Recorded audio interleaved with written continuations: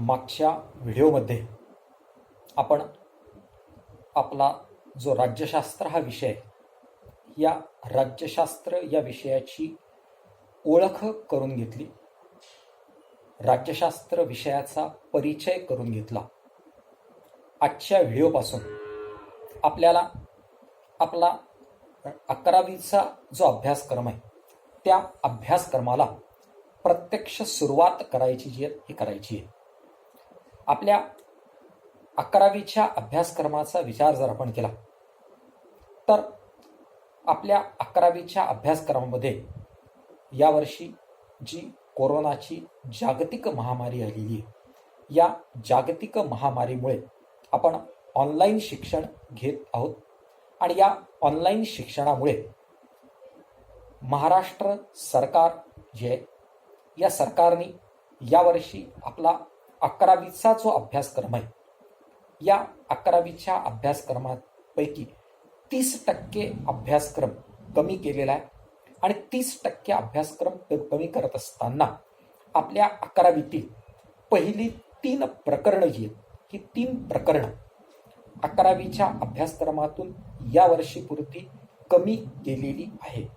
याचाच अर्थ आपली 11वीची जी परीक्षा होईल, या 11वीच्या परीक्षेमध्ये पहिल्या 3 प्रकरणांवर कोणतेही प्रकारचे प्रश्न त्याच्यावर विचारले जाणार नाहीत, परंतु या 3 प्रकरणावर प्रश्न विचारले जाणार जरी नसले तरी आपल्या अभ्यासक्रमाच्या दृष्टिकोनातून विचार जर आपण केला तर ही 3ही प्रकरण राज्यशास्त्राचा पाया मानल्या जातात.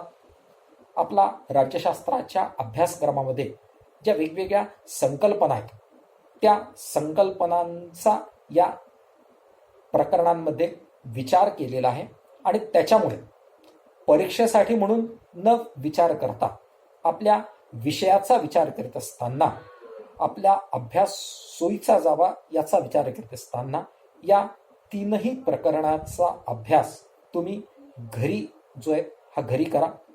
पुस्तकं तुम्ही घेतलेलीच असतील, घेतलेली नसतील तर बाजारातून आपलं 11वीचं राज्यशास्त्राचं पुस्तक जे आहे हे पुस्तक विकत घ्या आणि हे पुस्तक विकत घेतल्यानंतर या पुस्तकातली पहिली 3 प्रकरणं जी आहेत ही प्रकरणं तुम्ही घरी वाचून काढा आणि ती वाचल्यानंतर तुम्हाला त्या प्रकरणातील संकल्पना ज्या आहेत त्या संकल्पना समजून येतील. काही त्याच्याबद्दल शंका असतील तर आपण दर मंगळवारी झूम ॲपवर डाऊट क्लिअरिंगचा क्लास घेणार आहोत. मग जो मंगळवारी आपला जो क्लास राहील त्या क्लासमध्ये तुमच्या काही शंका असतील तर त्या शंका तुम्ही त्या ठिकाणी विचारा. मंगळवारचा जो तास आहे, या मंगळवारच्या तासमध्ये तुमच्या या संकल्पना ज्या आहेत या संकल्पना सोडवल्या जातील. म्हणजेच आपण 11वीचा अभ्यासक्रम पाहत असताना आठवड्यातून 4 व्हिडिओ त्या ठिकाणी जे आहेत ह्या त्या ठिकाणी टाकणार आहोत. एक दिवस झूम ॲपवर डाऊट क्लिअरिंगचा तास घेणार आहोत आणि त्यानंतर एक दिवस तुम्हाला नोट्स किंवा मूल्यमापन चाचणी, घटक चाचणी त्या ठिकाणी दिली जी आहेत ही दिली जाईल. ती सोडवणे किंवा नोट्स टाकले असतील तर त्या नोट्सचं वाचन जे आहे हे वाचन करणं, अशा प्रकारे आपलं अभ्यासक्रमाचं स्वरूप जोपर्यंत आपलं कॉलेज सुरू होणार नाही तोपर्यंत हे स्वरूप राहणार जे आहे हे राहणार आहे. तर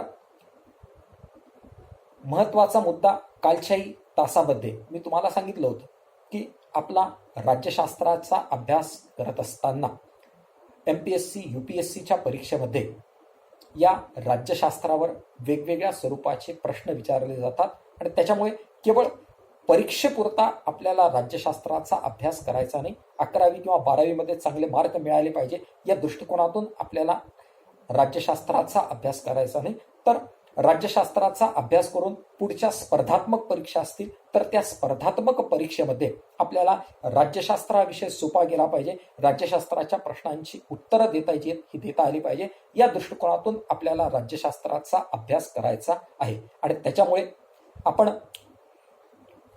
आजपासून ही जी 3 प्रकरणं आहेत, ही 3 प्रकरणं तुम्हाला 11वीच्या परीक्षेमध्ये जरी नसली तरी ती आपल्या राज्यशास्त्रातल्या मूलभूत संकल्पना आहेत आणि संकल्पना असल्यामुळे आपण काही व्हिडिओमध्ये या 3 प्रकरणातल्या ज्या मूलभूत संकल्पना आहेत, या संकल्पनांचा धावता आढावा घेणार आहोत. डिटेलमध्ये किंवा विस्तृत प्रमाणामध्ये त्या संकल्पनांचा आढावा घेणं शक्य जे आहेत हे शक्य नाही. आणि त्याच्यामुळे या ज्या संकल्पना आहेत, या संकल्पनांचा एका आठवड्यामध्ये 3ही प्रकरण जे आहेत, या 3 प्रकरणांचा धावता आढावा आपल्याला या ठिकाणी जो आहे या ठिकाणी घ्यायचा आहे.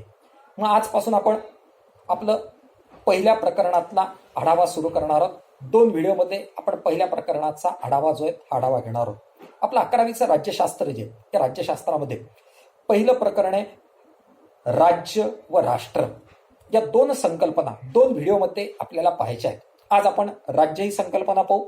उद्याच्या व्हिडिओमध्ये राष्ट्र ही संकल्पना जी आहे ही संकल्पना आपण समजावून जे हे समजावून घेऊ. या संकल्पना समजावून घेत असताना आपण धावता आढावा घेणार आहे. आणि पुन्हा महत्वाचा मुद्दा लक्षात घ्या की 11वीच्या परीक्षेमध्ये याच्यावर प्रश्न विचारले जाणार नाहीत, परंतु त्या संकल्पना समजून घेणं महत्वाचं असल्यामुळे या संकल्पनांचा धावता आढावा आपण या ठिकाणी घेणार आहोत. आणि त्याच्यामुळे या संकल्पना समजावून घ्या.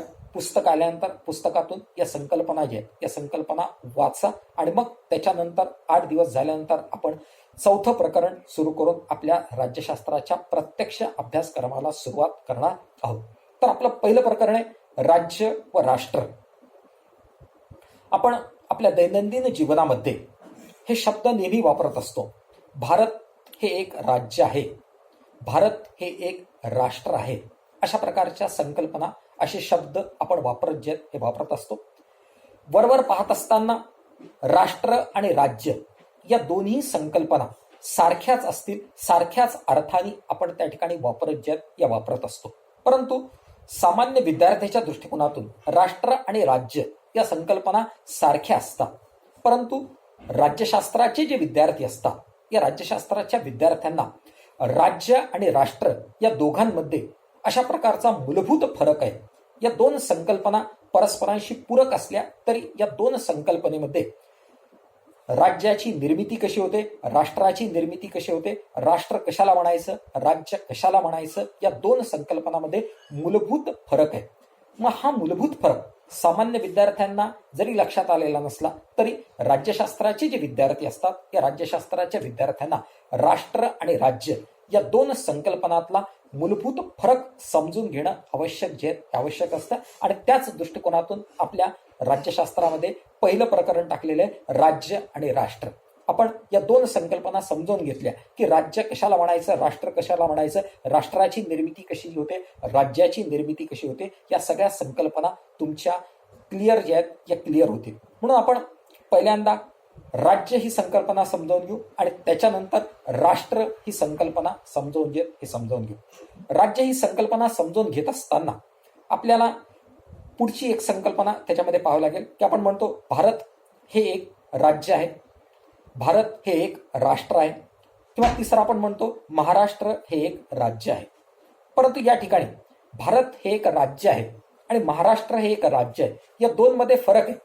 भारत हे राज्य आहे, परंतु महाराष्ट्र असेल, उत्तर प्रदेश असेल, बिहार असेल, पंजाब असेल ही घटक राज्य आहे. आणि त्याच्यामुळे राज्य कशाला म्हणायचं, घटक राज्य कशाला म्हणायचं याचाही विचार किंवा या संकल्पना आपल्या राज्यशास्त्राच्या विद्यार्थ्यांच्या क्लिअर झाल्या पाहिजे. आणि त्या दृष्टिकोनातून आपल्याला राज्य या संकल्पनेचा या ठिकाणी विचार करायचा आहे.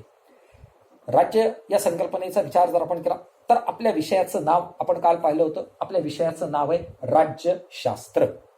याच्यामध्ये 2 शब्द आहेत, राज्य आणि शास्त्र.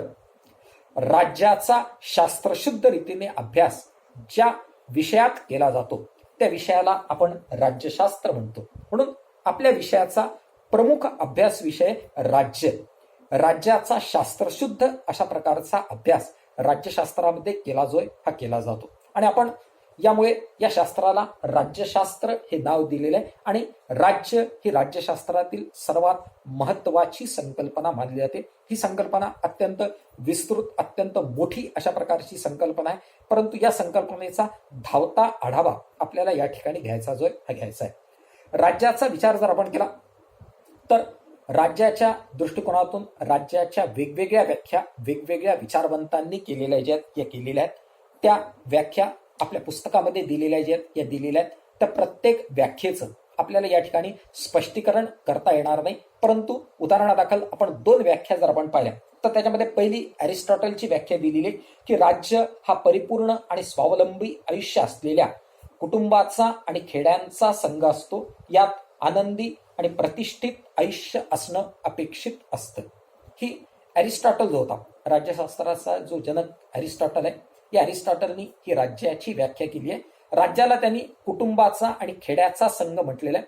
लक्षात घ्या, ही जी व्याख्या कोणत्या काळात केली त्याचा विचार जर आपण केला तर अरिस्टॉटलचा कालखंड अत्यंत प्राचीन कालखंड होता आणि त्या कालखंडामध्ये लोकसंख्या, भूप्रदेश मर्यादित होता आणि त्याच्यामुळे त्यांनी राज्याला कुटुंब आणि खेड्याचा संघ अशा प्रकारचं नाव दिलेलं आहे. त्यानंतर वेगवेगळ्या विचारवंतांनी राज्यशास्त्राच्या व्याख्या केल्या, त्या तुमच्या पुस्तकामध्ये दिल्या आहेत, त्याचा विचार आपल्याला करायचा नाही. त्याच्यापैकी एक व्याख्या आहे प्राध्यापक गेटेल यांची. विशिष्ट भूप्रदेशावर कायम स्वरूपात वस्ती करून राहणारा, मर्यादित स्वरूपात शासनाची आज्ञा पाळणारा लोकांचा जो समुदाय असतो त्या समुदायाला राज्य असं म्हटलं जातं. अशी थोडक्यामध्ये प्राध्यापक गेटेल यांनी राज्याची व्याख्या केलेली आहे. विशिष्ट भूप्रदेशावर कायम वस्ती करून राहणारा, मर्यादित प्रमाणात शासनाच्या आज्ञेचे पालन करणारा आणि विशिष्ट भूप्रदेशावर असणाऱ्या शासनाच्या आज्ञेचं पालन करणारा लोकांचा जो समुदाय असतो त्या लोकांच्या समुदायाला राज्य असं म्हटलं जातं. अशी व्याख्या प्राध्यापक गेटेल यांनी केलेली आहे. या सगळ्या राज्यशास्त्राच्या व्याख्याचा विचार जो आहे सगळ्या राज्याच्या व्याख्यांचा विचार जो आहे हा विचार जर आपण केला तर त्यावरून आपल्याला राज्याचे 4 आधारभूत घटक सांगितले जातात. ते घटक म्हणजेच पहिला घटक आहे लोकसंख्या, दुसरा घटक आहे भूप्रदेश, तिसरा घटक आहे शासन संस्था, चौथा घटक आहे सार्वभौमत्व. हे राज्याचे 4 आधारभूत घटक असतात. इंग्लंड घ्या, अमेरिका घ्या, चीन घ्या, जपान घ्या, रशिया घ्या, कोणत्याही देशाचा विचार जर आपण केला, कोणत्याही राज्याचा विचार जर आपण केला तर ते राज्य निर्माण होण्यासाठी या 4 घटकांची आवश्यकता असते. या 4 पैकी एकही घटक जर नसेल तर राज्याची निर्मिती होत नाही आणि त्याच्यामुळे राज्याचा विचार जर आपण केला तर राज्य जे असतं या राज्याला लोकसंख्या, भूप्रदेश, शासन संस्था आणि सार्वभौमत्व हे 4 घटक लागत असतात आणि हे 4 पैकी एकही घटक जर नसेल तर राज्याची निर्मिती होत नाही. या दृष्टिकोनातून मी तुम्हाला मागच्या वेळेसही सांगितलं होतं की आपण म्हणतो भारत हे एक राज्य आहे आणि महाराष्ट्र हे एक राज्य आहे, परंतु महाराष्ट्र हे एक राज्य आहे हा शब्द चुकीचा आहे, कारण महाराष्ट्र एक घटक राज्य आहे. का याचा विचार जर आपण केला तर आपल्या लक्षात येईल की महाराष्ट्राचा विचार जर आपण केला, उत्तर प्रदेश असेल, बिहार असेल, कर्नाटकचा विचार केला तर महाराष्ट्रामध्ये, उत्तर प्रदेश, बिहारमध्ये लोकसंख्या आहे. त्या ठिकाणी महाराष्ट्रामध्ये, उत्तर प्रदेश, बिहारामध्ये भूप्रदेश आहे. महाराष्ट्रामध्ये, उत्तर प्रदेशामध्ये आपण संघराज्य शासन पद्धती स्वीकारली असल्यामुळे त्या ठिकाणी शासन व्यवस्था आहे. परंतु महाराष्ट्र, उत्तर प्रदेश, बिहारचा विचार जर आपण केला तर त्या ठिकाणी सार्वभौमत्व नाही. महाराष्ट्राचं शासन असेल, उत्तर प्रदेशाचं शासन असेल तर हे शासन सार्वभौम नाही. भारताचं सरकार हे सार्वभौम आहे आणि घटक राज्याचं सरकार सार्वभौम नाही आणि त्याच्यामुळे हा सार्वभौमत्व हा चौथा घटक जो आहे हा घटक राज्यांमध्ये नसतो आणि त्याच्यामुळे आपण महाराष्ट्र असेल, उत्तर प्रदेश असेल, बिहार असेल यांना आपण राज्य म्हणत नाही तर त्यांना आपण घटकराज्य म्हणत असतो आणि त्याच्यामुळे राज्य आणि घटकराज्य या दोघांमध्ये फरक असतो. राज्याचा विचार जर आपण केला तर राज्य जे असतं या राज्याची निर्मिती होण्यासाठी 4 घटकांची आवश्यकता असते: लोकसंख्या, भूप्रदेश, शासन संस्था आणि सार्वभौमत्व. मग हे 4 घटक कशा प्रकारचे असतात याचा विचार जर आपण केला तर राज्याचा पहिला घटक जो असतो त्या पहिल्या घटकाला आपण म्हणतो लोकसंख्या. लोकसंख्या हा राज्याचा मानवीय घटक मानला जातो. लोकच जर नसतील तर राज्य निर्माण होऊ शकत नाही. राज्य लोकांनी निर्माण केलं असतं, राज्य लोकांसाठी निर्माण केलेलं असतं. एखादी मोठी जमीन आहे आणि त्या जमिनीवर लोकच राहत नसतील तर त्या ठिकाणी राज्य निर्माण होणारच नाही.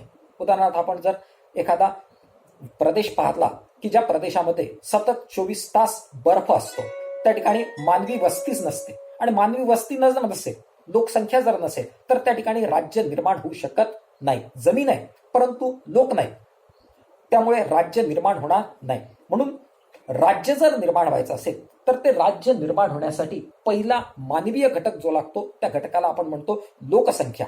आणि लोक जर असतील आणि या लोकांमध्ये एकता निर्माण झाली असेल तर त्या लोकांची एकता निर्माण झाली तर त्यातून राज्याची निर्मिती होत असते. त्याच्यामुळे इंग्लंड घ्या, अमेरिका घ्या, चीन घ्या, जपान घ्या, कोणत्याही राज्याचा विचार जर आपण केला तर त्या राज्याची निर्मिती होण्यासाठी पहिला घटक लागतो तो म्हणजे लोक, आणि त्याला आपण म्हणतो लोकसंख्या, आणि लोकसंख्या असेल तरच राज्य निर्माण होत असतं.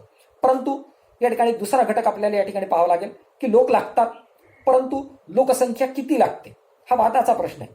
आपण जर पाहिलं तर प्रत्येक राज्याची लोकसंख्या वेगळी आहे. आज आपण लोकसंख्येच्या बाबतीमध्ये विचार जर आपण केला तर चीनचा जगामध्ये पहिला क्रमांक आहे, भारताचा दुसरा क्रमांक जो आहे हा दुसरा क्रमांक आहे. त्यासोबत काही कमी लोकसंख्या असणारी प्रदेश जे आहेत हे प्रदेश किंवा राज्य जगामध्ये अस्तित्वात आहेत की ज्या राज्यांची लोकसंख्या अत्यंत कमी आहे. परंतु लोकसंख्या किती असावी, कमी असावी की जास्त असावी? काही लोक म्हणतात की राज्याची लोकसंख्या कमी असली पाहिजे, काही लोक म्हणतात राज्याची लोकसंख्या जास्त असली पाहिजे. विचारवंतांमध्ये याबाबत मतभेद आहे, त्याचा आपल्याला या ठिकाणी विचार करायचा नाही.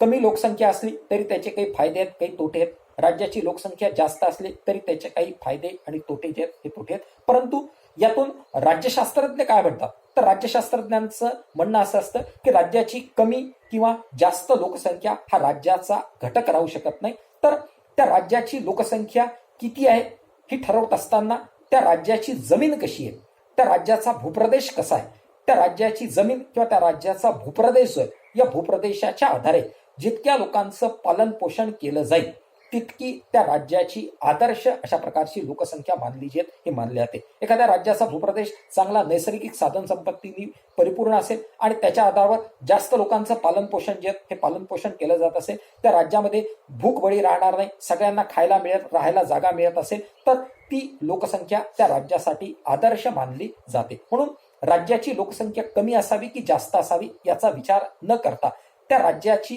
जमीन कशी आहे, त्या राज्याचा भूप्रदेश कसा आहे आणि त्या राज्याच्या उपजत क्षमतेवर, त्या जमिनीच्या उपजत क्षमतेवर जितक्या लोकांचं पालन पोषण केलं जातं तितकी राज्याची आदर्श लोकसंख्या मानली जाते ही मानली जाते. त्यानंतर राज्याचा दुसरा आधारभूत घटक आपण जर पाहिला तर तो म्हणजे भूप्रदेश.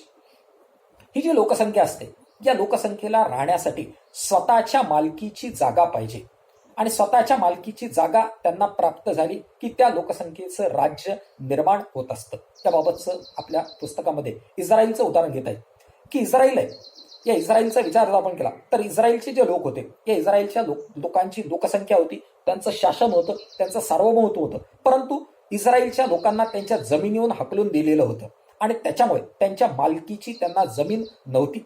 परंतु हे जे इस्रायलचे लोक जे होते हे इस्रायलचे लोक सतत संघर्ष करत होते आणि त्यांनी सतत संघर्ष करून त्यांची भूमी अरबांनी आपल्या ताब्यात घेतलेली जी हे घेतलेली होती. आणि त्याच्यामुळे ज्या वेळेला या इस्रायलच्या लोकांनी आपली जमीन, आपली भूप्रदेश आपल्या ताब्यामध्ये घेतला त्यावेळेला त्यांचं स्वतंत्र इस्रायल नावाचं राज्य जे हे राज्य निर्माण झालं. त्यांचं राष्ट्र अगोदर निर्माण झालं होतं. जू लोकांमध्ये एकता निर्माण झाली होती आणि जू लोकांमध्ये एकता निर्माण होऊन त्यांचं राष्ट्र निर्माण झालं होतं, परंतु त्यांच्या मालकीची जमीन त्यांना नव्हती. आणि ज्या दिवशी त्यांना त्यांच्या मालकीची जमीन प्राप्त झाली, मालकीचा प्रदेश प्राप्त झाला, त्या दिवशी त्यांचं इस्रायल नावाचं राज्य निर्माण झालं. म्हणून राज्य जर निर्माण व्हायचं असेल तर त्यासाठी भूप्रदेशाची जमिनीची आवश्यकता असते आणि त्याच्यामुळे भूप्रदेश हा राज्याचा दुसरा आधारभूत घटक मानला जातो. भूप्रदेशाचा विचार जर आपण केला तर भूप्रदेश हा राज्याचा आधारभूत घटक असतो आणि त्याच्यामुळे केवळ त्या जमिनीचा समावेश राज्यामध्ये केला जात नाही, तर ती जी जमीन असेल तर त्या जमिनीच्या खाली असणारी साधन संपत्ती असेल, नैसर्गिक साधन संपत्ती असेल, ती पण राज्याच्या मालकीची जी ही मालकीची असते. त्याचप्रमाणे ती जी जमीन असते त्या जमिनीच्या वरचं आकाश जे असतं हे आकाश सुद्धा राज्याच्या मालकीचं जे हे मालकीचं असतं. त्याचप्रमाणे राज्य असेल आणि त्या जमिनीला लागून समुद्र किनारा लाभलेला जो आहे हा लाभलेला असेल तर आंतरराष्ट्रीय कायद्यानुसार त्या जमिनीपासून असणारा 22.2 किलोमीटरचा समुद्र जो असतो हा समुद्र सुद्धा त्या राज्याच्या भूप्रदेशामध्ये समाविष्ट केला जातो. आणि अशा प्रकारे ही जी भूप्रदेश असतो हा भूप्रदेश राज्याचा दुसरा आधारभूत घटक मानला जातो. नैसर्गिक सीमांनी वेढलेला भूप्रदेश राज्यासाठी आदर्श अशा प्रकारचा भूप्रदेश मानला जातो. त्याचप्रमाणे भूप्रदेश लहान आहे का मोठा आहे याचा विचार न करता ज्या भूप्रदेशाची नैसर्गिक साधन संपत्ती चांगली आहे, ज्या भूप्रदेशातील जमिनीची उपजत क्षमता चांगली आहे, ज्या भूप्रदेशावर नैसर्गिक साधन संपत्ती योग्य प्रमाणात विपुल प्रमाणात असते, तो भूप्रदेश राज्यासाठी आदर्श आणि चांगला भूप्रदेश मानला जातो. आणि त्याच्यामुळे भूप्रदेशाचा विचार करत असताना लहान भूप्रदेश मोठा भूप्रदेश असा विचार न करता नैसर्गिक साधन संपत्तीनी उपयुक्त असणारा परिपूर्ण असणारा भूप्रदेश राज्यासाठी आदर्श भूप्रदेश मानला जातो. अशा प्रकारे राज्याचा दुसरा घटक आपण या ठिकाणी पाहिला, त्या घटकाला आपण म्हटलं भूप्रदेश. त्यानंतर राज्याचा तिसरा आधारभूत घटक जो आहे त्या घटकाला म्हटलं जातं शासन संस्था किंवा सरकार. आपल्याला लक्षात घ्या की राज्य जे असतं या राज्याची निर्मिती लोकांमध्ये शांतता आणि सुव्यवस्था प्रस्थापित करण्यासाठी झालेली असते. आणि शांतता आणि सुव्यवस्था आपोआप प्रस्थापित होत नाही. प्रत्येक लोकांचा विचार जर आपण केला तर प्रत्येक व्यक्तीचं मत वेगळं असतं आणि प्रत्येक व्यक्तीचं मत वेगळं असल्यामुळे या व्यक्तिभिन्नतेमुळे लोकांमध्ये मतभेद असतात आणि हे मतभेद सोडवण्यासाठी त्यांच्यावर एक नियंत्रण असणारी शक्ती असते आणि त्यांच्यावर लोकांवर नियंत्रण ठेवणारी जी शक्ती असते त्या शक्तीला आपण सरकार किंवा शासन असं म्हणत जे हे म्हणत असतो. आणि जोपर्यंत लोकांवर नियंत्रण ठेवणारी शक्ती नसेल तोपर्यंत राज्य निर्माण होत नाही, तोपर्यंत लोकांमधले मतभेद जे असतात ते मतभेद दूर होत नाही किंवा लोकांच्या समस्या सोडवल्या जात नाही. आणि त्याच्यामुळे लोकसंख्या असेल तर त्या लोकसंख्येच्या संरक्षण करणं, त्या लोकांच्या वेगवेगळ्या लोकांना सुविधा पुरवणं आणि त्या लोकांचा विकास करून आणणं यासाठी शासन संस्थेची आवश्यकता असते. आपण आपल्या दैनंदिन जीवनाचा विचार जर आपण केला तर आपण सकाळपासून उठल्यापासून तर रात्री झोपेपर्यंत किंवा जन्माला आल्यापासून तर मृत्यूपर्यंतचा विचार जर आपण केला तर आपली ही जी सर्व कामे जी असतात या सर्व सुविधा ज्या असतात या सुविधा आपल्याला शासनाकडून प्राप्त ज्या या प्राप्त होत असतात. उदाहरणार्थ आपण सकाळी उठलो तर आपल्याला पाणी लागतं, हे पाणी आपल्याला सरकारकडून शासनाकडून प्राप्त होत जे हे होत असतं. त्याचप्रमाणे आपल्याला एखाद्या ठिकाणी जायचं असेल तर रस्त्याची सुविधा असते, ही रस्त्याची सुविधा आपल्याला राज्याकडून शासनाकडून प्राप्त जे ही प्राप्त होत असते. जन्माला आल्यानंतर जन्माचा दाखला किंवा मृत्यू पावल्यानंतर आपल्या दहनाची व्यवस्था असेल किंवा मृत्यूचा दाखला असेल तो सुद्धा आपल्याला सरकारकडून शासनाकडून प्राप्त होत असतो. हे सगळं देण्याचं काम शासन करत असतं. आणि त्याच्यामुळे राज्य जे असतं या राज्याचा विचार जर आपण केला तर राज्यासाठी सरकारची किंवा शासनाची आवश्यकता असते. राज्य ही अमूर्त संकल्पना आहे, ती आपल्याला डोळ्यांनी दिसत नाही, परंतु शासन संस्था ही राज्याची मूर्त संकल्पना मानली जाते. आणि त्याच्यामुळे राज्याची जी सर्व कामे असतात ही राज्याची सर्व कामे प्रत्यक्षात करण्याचं काम शासन संस्थेकडून हे केलं जातं. आणि त्याच्यामुळे जोपर्यंत शासन संस्था नसेल तोपर्यंत राज्याची निर्मिती होऊ शकत नाही. आणि याच्यामुळे शासन संस्था हा राज्याचा आधारभूत घटक मानला जातो. कायदेमंडळ, कार्यकारी मंडळ आणि न्यायमंडळ हे आधुनिक काळामध्ये शासन संस्थेचे 3 प्रकार मानले जातात. कायदे तयार करण्याचं काम कायदेमंडळ करते, त्या कायद्याची अंमलबजावणी करण्याचं काम कार्यकारी मंडळ करतं आणि त्याच्या आधारे न्यायदान करून शांतता आणि सुव्यवस्था निर्माण करण्याचं काम न्यायपालिकेकडून केलं जातं. म्हणून आधुनिक काळामध्ये कोणतीही शासन व्यवस्था, इंग्लंड घ्या, अमेरिका घ्या, चीन घ्या, कोणत्याही शासन व्यवस्थेचा विचार जर आपण केला तर त्याच्यामध्ये कायदेमंडळ, कार्यकारी मंडळ आणि न्यायमंडळ हे 3 घटक असतात. आणि 3 घटक मिळून शासन संस्था निर्माण झालेली असते. आणि ही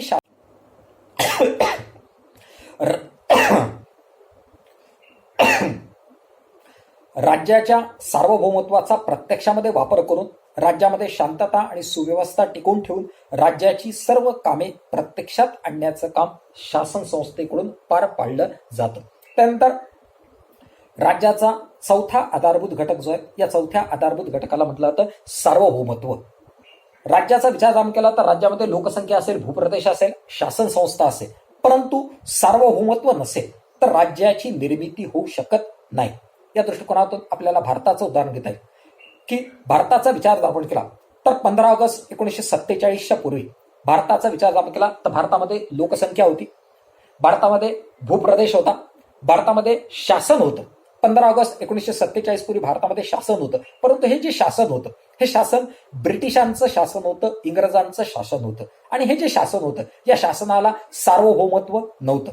ब्रिटिशांचं भारतातलं जे शासन होतं या शासनाला इंग्लंडच्या शासनाने जसं सांगितलं त्याचं ऐकून सगळे निर्णय घ्यावे लागत होते. निर्णय घेण्याचं कोणतंही स्वातंत्र्य भारताच्या शासन संस्थेला 15 ऑगस्ट 1947 पूर्वी नव्हतं. परंतु 15 ऑगस्ट 1947 नंतर भारताला स्वातंत्र्य मिळालं आणि भारताचं सरकार स्थापन झालं. आजचं भारताचं सरकार जर आपण पाहिलं तर भारताचं आजचं सरकार, आजचं शासन सार्वभौम अशा प्रकारचं आहे. इंग्लंड घ्या, अमेरिका घ्या, चीन घ्या, जपान घ्या, कोणत्याही देशाचं प्रत्यक्ष अथवा अप्रत्यक्ष नियंत्रण भारताच्या शासन संस्थेवर नाही आणि त्याच्यामुळे भारताचं शासन सार्वभौम अशा प्रकारचं आहे. आणि हे सार्वभौमत्व स्वातंत्र्य प्राप्तीनंतर भारताला प्राप्त जे हे प्राप्त झालं आणि मग सार्वभौमत्व प्राप्त झाल्यानंतर स्वतंत्र राज्य म्हणून भारताचा उदय जो आहे हा उदय झाला. आणि यामुळे राज्य निर्माण होण्याचा विचार जर आपण केला तर राज्य निर्माण होण्यासाठी लोकसंख्या, भूप्रदेश, शासन संस्था आणि सार्वभौमत्व या 4 घटकांची आवश्यकता असते. यापैकी एकही घटक जर नसेल तर राज्याची निर्मिती होऊ शकत नाही. म्हणून सार्वभौमत्व म्हणजे काय याचा विचार जर आपण केला तर राज्यांतर्गत प्रत्येक व्यक्ती आणि संस्था याच्यावर राज्याचं पूर्ण नियंत्रण असणं, परकीय सत्तेच्या प्रत्यक्ष अथवा अप्रत्यक्ष नियंत्रणापासून राज्य स्वतंत्र असणं, याला आपण सार्वभौमत्व असं म्हणत असतो. यातून सार्वभौमत्वाचे अंतर्गत सार्वभौमत्व आणि बहिर्गत सार्वभौमत्व असे 2 घटक सांगितले जे हे सांगितले जातात. अंतर्गत सार्वभौमत्वानुसार राज्यातील प्रत्येक व्यक्ती आणि संस्था जी असते या संस्थेवर राज्याचं, सरकारचं नियंत्रण असतं, त्याला आपण अंतर्गत सार्वभौमत्व असं म्हणतो. आणि बहिर्गत सार्वभौमत्व म्हणजेच परकीय सत्तेच्या नियंत्रणापासून राज्य स्वतंत्र असतं. जसं भारताचा विचार आपण केला तर भारताचं शासन जे आहे किंवा भारत हे राज्य जे आहेत, इंग्लंड, अमेरिका, चीन, जपान याच्यापैकी कोणीही भारताला आदेश देऊ शकत नाही किंवा त्यांचं आदेश ऐकणं भारतावर बंधनकारक नाही. सर्व निर्णय भारताचं सरकार हे घेत असतं आणि त्याच्यामुळे भारताला बहिर्गत सार्वभौमत्व प्राप्त झालेलं असतं. परकीय सत्तेच्या प्रत्यक्ष अथवा अप्रत्यक्ष नियंत्रणापासून शासन संस्था स्वतंत्र असणं याला आपण बहिर्गत सार्वभौमत्व म्हणत असतो. आणि या बहिर्गत सार्वभौमत्व प्राप्त, अंतर्गत आणि बहिर्गत सार्वभौमत्व प्राप्त झालं की राज्याची निर्मिती केली जाते. आणि अशा प्रकारे थोडक्यामध्ये आपण राज्य कशाला म्हणतात याचा विचार जर आपण केला तर आपण पाहिलं की राज्याच्या निर्मितीसाठी 4 घटक असतात: लोकसंख्या, भूप्रदेश, शासन संस्था आणि सार्वभौमत्व. हे घटक आपण थोडक्यामध्ये पाहिलेले जे हे पाहिलेले. त्यानंतर याच घटकातला एक लहानसा अभ्यास विषय आपण या ठिकाणी पाहणार आहोत की राज्य आणि शासन संस्था या 2 घटकांमध्ये फरक आहे. आपल्या अभ्यासक्रमामध्ये फरक स्पष्ट करा असा प्रश्न नाही, त्याच्याऐवजी सहसंबंध स्पष्ट करा असा प्रश्न आहे. परंतु असा सहसंबंध स्पष्ट करा असा प्रश्न जरी असला तरी राज्य कशाला म्हणायचं आणि शासन संस्था कशाला म्हणता यायचं याचा फरक जर आपण पाहिला तर आपल्या लक्षात येतं की राज्य ही संकल्पना अमूर्त संकल्पना आहे की जी डोळ्यांनी दिसत नाही.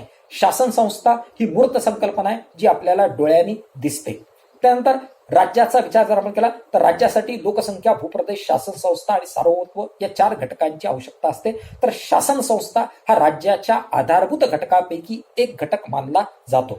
राज्याची जी सर्व कामे असतात, राज्याची जी सर्व उद्दिष्ट असतात, ही उद्दिष्ट प्रत्यक्षात आणण्याचं कार्य जे असतं हे कार्य शासन संस्थेकडून केलं जातं. त्याचप्रमाणे राज्यातला राहणारा प्रत्येक व्यक्ती जो असतो हा व्यक्ती राज्याचा सभासद जो आहे हा सभासद असतो. परंतु शासन संस्थेमध्ये कायदेमंडळ, कार्यकारी मंडळ आणि न्यायमंडळ या 3 घटकांमध्ये ज्या व्यक्ती काम करतात तेवढ्याच व्यक्तींचा समावेश शासन संस्थेमध्ये केला जातो आणि त्याच्यामुळे शासन संस्थेचं सभासदत्व कमी असतं, राज्याचं सभासदत्व व्यापक स्वरूपाचं असतं. राज्यामध्ये राहणारा प्रत्येक व्यक्ती राज्याचा सभासद असतो. अशा प्रकारचा थोडक्यामध्ये सहसंबंध राज्य आणि शासन संस्था यांच्यामधला सांगितला जो आहे हा सांगितला जातो. अशा प्रकारे आपण थोडक्यामध्ये पहिली संकल्पना जी पाहिली ती संकल्पना आहे राज्य. उद्याच्या व्हिडिओमध्ये आपण पुढची संकल्पना राष्ट्र या संकल्पनेचा विचार करणार आहोत. धन्यवाद.